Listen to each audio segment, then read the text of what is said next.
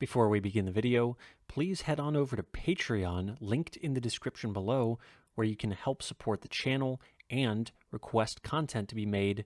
Thank you very much.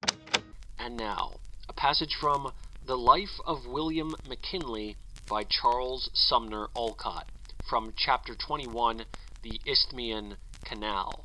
The desirability of an interoceanic canal from the Atlantic to the Pacific must have been perceived as early as 1513, when Balboa crossed the Isthmus of Darien and from the summit of a mountain peak looked down upon the broad waters of the Pacific.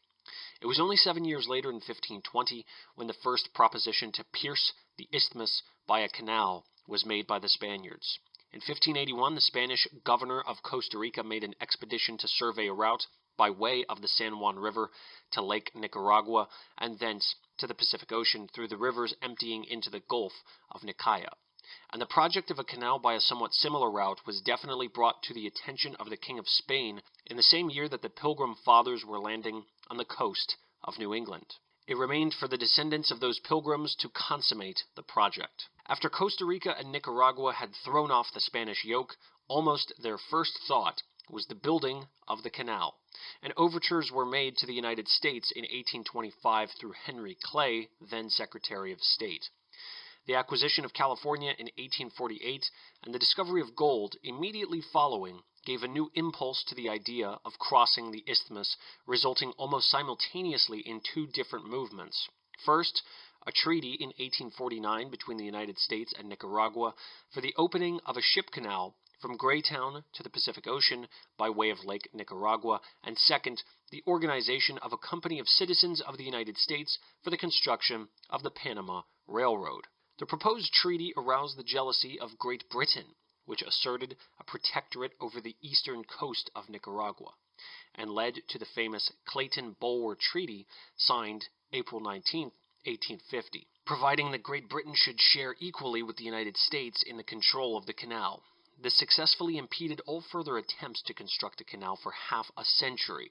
The administration of President McKinley witnessed the crystallization of sentiment both in and out of Congress in favor of a canal built, owned, and operated exclusively by the United States.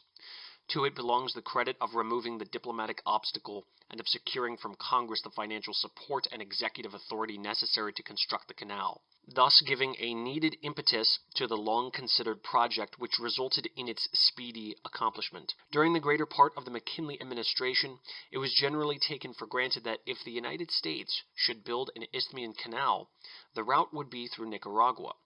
The French Panama Canal operations, begun in 1882, came to a disastrous end in 1893, when its chief promoters, Ferdinand de Lesseps and his son Charles, were found guilty of maladministration and corruption.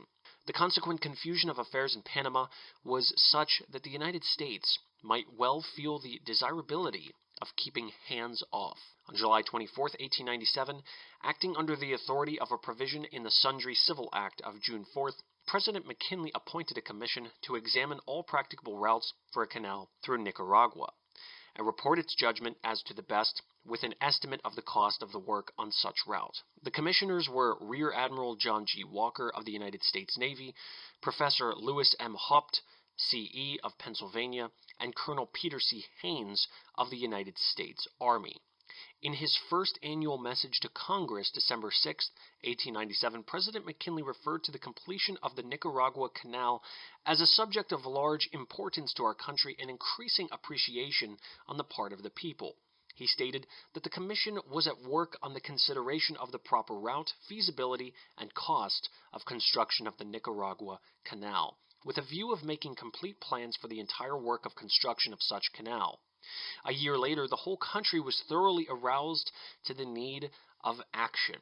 The thrilling voyage of the battleship Oregon from Puget Sound to Key West, a cruise of nearly 17,000 miles, passing through the terrors of a gale in the Straits of Magellan, which brought more anxiety to the heart of Captain Clark than did the guns of the Spanish fleet at Santiago, gave emphasis to the need of a canal as nothing had ever done before. In his annual message of December 5, 1898, President McKinley set forth the urgency of some definite action by the Congress at this session if the labors of the past are to be utilized and the linking of the Atlantic and Pacific Oceans by a practical waterway is to be realized.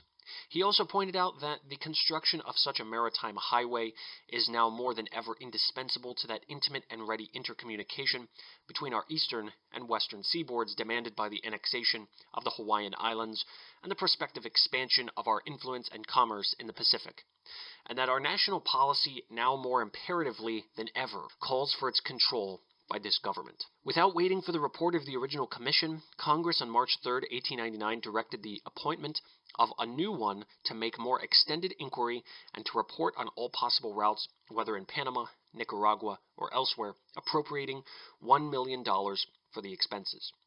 The President named Admiral Walker as the chairman, and in addition to Colonel Haynes and Professor Haupt, appointed Samuel Pasco of Florida, Alfred Noble of Illinois, George S. Morrison of New York, Professor William H. Burr of Connecticut, Lieutenant Colonel Oswald H. Ernst of the United States Army, and Professor Emory R. Johnson of Pennsylvania.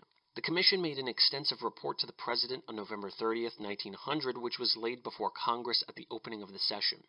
It set forth the relative advantages and disadvantages of the Panama and Nicaragua routes, pointed out the difficulties in the way of obtaining the necessary rights, privileges, and franchises for the Panama route, and the freedom from such complications in the Nicaragua route, and finally recommended the latter principally because the increased cost of building a canal through Nicaragua, estimated at $58 million more than through Panama, would be more than offset by the price which they thought the United States would have to pay for the property of the Panama Company. Meanwhile, the Secretary of State John Hay was busy seeking to remove the diplomatic stumbling block. On February 5, 1900, a treaty was signed by Mr. Hay and Lord Pauncefote, the British ambassador, and sent to the Senate by the President the same day. A storm of protest at once arose, and the agreement was violently attacked in many newspapers and magazines throughout the country, as well as in the Senate.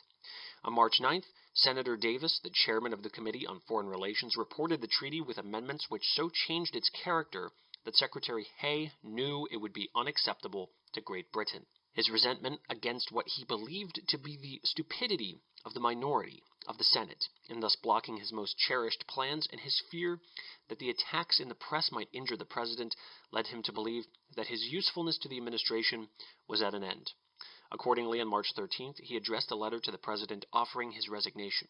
Fortunately, President McKinley was a man of wider vision and far greater patience. He returned Hay's resignation on the same day, and thereby saved the Secretary from what might have been the most serious blunder of his life, and retained his services to the country not only until the plan was finally consummated by the signing and acceptance of a new and wiser treaty, but for a larger influence in other directions. In a private letter not intended for publication, the President said, "Nothing could be more unfortunate than to have you retire from the cabinet. The personal loss would be great, but the public loss even greater. Your administration of the State Department has had my warm approval, as in all matters you have taken my counsel. I will cheerfully bear whatever criticism or condemnation may come. Your record constitutes one of the most important and interesting pages of our diplomatic history. We must bear the atmosphere of the hour. It will pass away. We must continue working on the line of duty and honor, conscious of high purpose and honorable effort. We cannot yield our posts, however the storm may rage." The President was much pleased with the modesty of Secretary Hay on this occasion, referring to a reported remark which someone had made that Hay was educated in the English school. He said, "I wish someone had replied to that by saying, yes, he was trained under Abraham Lincoln." When the Senate finally ratified the treaty on December 20th, it carried the amendments to which the British government objected, and as Hay had anticipated early in March 1901, Lord Lansdowne, the British Secretary of State for Foreign Affairs, returned it with a friendly message pointing out the reasons why his government would prefer to let the original Clayton-Bulwer Treaty remain in force. Negotiations were renewed, with the result that a second treaty was signed on the 18th of November 1901, superseding the Convention of 1850 and giving exclusive control of the canal to the United States. Ratifications were exchanged on February 21st, 1902. The House of Representatives adopted the view of the Walker Commission and passed a measure for the construction of a canal through Nicaragua. The evident determination of the United States to proceed with the building of a canal brought the Panama Company to a realization that they must sell out quickly or not at all. They offered, therefore, to accept $40 million for their rights. This presented the subject in a new light, and the Commission reversed its recommendation. The Panama enterprise found strong supporters in the Senate, notably Senators Spooner and Hanna. The President, too, was beginning to doubt the wisdom of an irrevocable decision in favor of Nicaragua. The views of these leaders finally prevailed. A substitute for the House bill was passed by the Senate and accepted by the House, authorizing the President to purchase the rights and property of the Panama Company for not more than $40 million, to secure by treaty with Colombia a canal zone, and to proceed with the work of construction. At the instance of Senator Spooner, an amendment was made authorizing the President to adopt the Nicaragua route in case he could not make satisfactory arrangements with the Panama Company and Colombia. Through the passage of the necessary legislation in this form, the Panama Canal became a possibility, though the President, who did so much to accomplish it, did not live to see the fruition of his efforts.